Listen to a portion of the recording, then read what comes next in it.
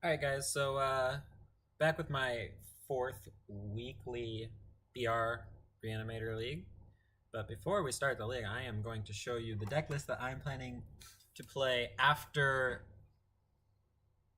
No, this isn't the deck. Well,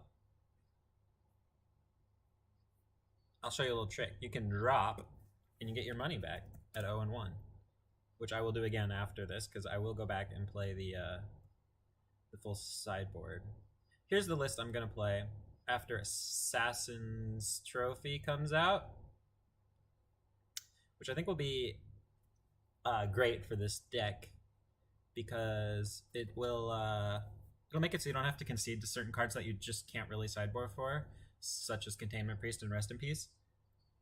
You're way less likely to get blown out by ley lines when they concede game one because you can just bring four of them in the dark, and then against decks like Delver and Miracles and stuff, you can bring like two of them. So the four missing cards here will be Assassin's Trophy, which I just think are really great. But I also think it will be good against us. I can see a lot more game. So black green decks are going to be able to kill our Gristlebrands, which they weren't really able to do game one before. So there's going to be a lot more games that go in the way that sideboarded games go, where they have edicts, where like they can hide an edict after you've drawn a bunch of cards with Gristlebrand, and then they can untap and edict you and then kill you. So I'm gonna put Archetype in the main and cut the Ashen Rider. Ashen Rider's been really great, but I think Tidespout is a better like umbrella answer to everything than Ashen Rider is, and Archetype actually is as good or better than Ashen Rider against Karakas, which was the main reason to put Ashen Rider in the main. And Archetype will protect things against Assassin's Trophies. So this is the list I'm going to start out with. As you can see, I'm still playing Lake of the Dead and Grave Titans because that's been really good for me. I think it's a good sideboard plan. I think Grave Titan's really good. Hardcast as well as Reanimated.